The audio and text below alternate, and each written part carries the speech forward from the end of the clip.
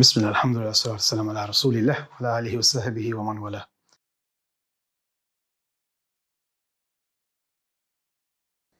A lot of studies today show the intrinsic link between depression and anxiety with childhood and how we were parented. If we look a bit more into parenting and what happened in the childhood, we'll be able to understand this point a bit more. As parents, one of the things we want to do is get our children prepared and ready for the tough world that exists out there.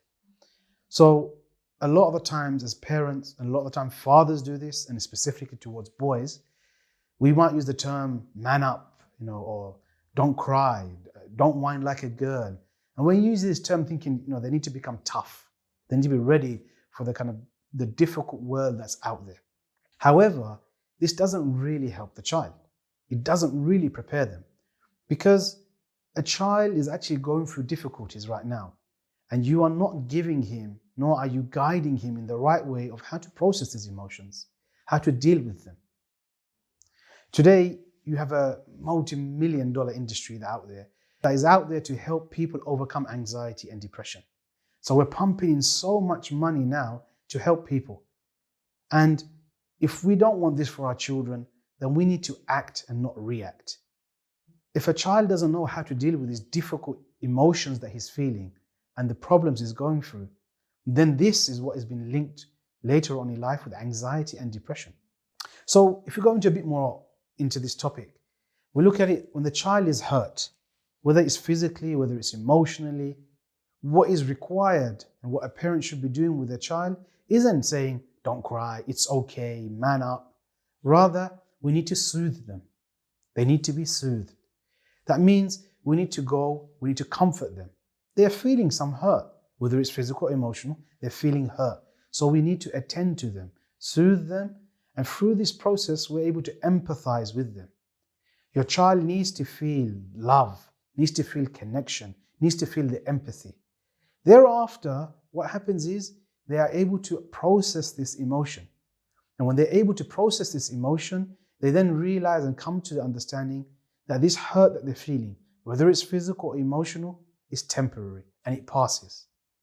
And one of the problems we have with adults later on in life is that with the depression and the anxiety, they feel that it's never going to end, that there's no end in sight. Because when they were young, they weren't able to see that end in sight. They weren't able to be soothed. The concept of don't cry, when your child hurts himself and says, don't cry, it actually over time creates a disconnect between the parent and the child. Sometimes that can even translate into, my parent doesn't love me. But whereas the parent may be trying to do this with the best of intentions, to try and get them ready, become strong and ready for the real world that's out there. The problem you have with a child is that when they're crying and they're hurt and they're told these words, then over time they start feeling that there's something wrong with them, that there's some deficiency that's within them. And this continues and this spirals year on year, and it gets bigger and bigger until eventually it leads to this element of depression, that there's something wrong with me. I just can't do it. I'm always failing. I'm always hurt. I'm always going through this difficulty. Additionally, I've come across several adults who say that they find it difficult to cry when they're supplicating to Allah. Because why? They've repressed and they've pushed down crying, thinking it's not manly to cry. It's not the right thing for a boy to cry. And they suppress and they push it down. And then when the time actually comes to cry, they're unable to cry. And when we don't soothe them at the right time, then it creates children who grow up with a lack of empathy. And this is something completely abstract and something completely far away from our religion. And we see from the hadith where the Prophet ﷺ talks about the ummah as one body, and that if one part of the body hurts, then all of the body hurts. This is all about empathy. And we see it today that charities are raising millions and millions of pounds. Why? Why are people giving? Because of empathy. Now let me give you an example. As a parent, as a father, just say now you're at home or you're walking down the street and you trip over and you say twist your ankle. Now you'll be in a lot of pain. It's a lot of pain when you've twisted your ankle. Maybe the pain is so much that even maybe a tear drips down your eye. And then at that moment, when you're looking for some support, maybe a helping hand up, somebody to come to you and say, are you okay? Do you need anything? Instead, say your wife or somebody else is there and they say, get up, be a man. How would you feel? At that moment in time, you're seeking empathy. You're seeking somebody's help because you're going through some difficulty, but instead you're treated in that manner. Now that's exactly what's happening as a parent when we talk to our child. And we tell them, man up, stop crying. It's all right, it doesn't hurt. We're not empathizing with them. We're not connecting with them. We're not showing the comfort and the love. We're not soothing them. And when you soothe a child, they understand that this pain is as a natural consequence of an action, whether it's physical or emotional. And they also understand what this emotion is. You're helping them to understand what this emotion is. This is hurt, this is anger, this is sadness. The point is, a person can have strong Emaan but still go through depression. Why? Because they've not been taught from a young age how to deal with the difficult emotions that they're going through. So if you really want to create self-regulating children, if you really want to create children who grow up to be strong, to be robust, and who be able to take on life challenges, we need to, at a young age, teach them how to process the emotions and how to deal with it, and the fact that these things are temporary and they pass. Now, a question comes in is, sometimes you soothe children too much. And when you soothe them too much, maybe they become mollycoddled and covered in cotton wool. So how do we create these autonomous children? How do we create some resilient children? What we can do is, when they are young, in low-risk, controlled environments, allow your child to fail. Don't jump in. Sometimes we feel, oh, they're going to feel hurt or upset. Let me come and help them so they don't fail.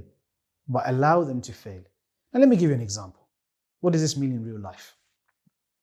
Just say you've baked a cake 2 or 3 times and your son has watched you do this. Now, your son says, I want to bake a cake. So no problem. Alhamdulillah, they want to bake a cake. You're there with them. And as he's putting everything together in his cake mixture, you notice that he's forgot to put the sugar in the cake. Now, it's very easy to intervene and say, oh, you forgot the sugar. But you're taking away a valuable life lesson that they're learning from this. Instead, be quiet, remain silent. Let them go through the motions. They put it all together, they get it ready, they put it in the oven, the cake comes out, they give you a slice. You put it in your mouth, you taste it and you realize there's no sugar. You know there's no sugar. Now you could turn around and say to them, it's really good, fantastic. But you'll be lying.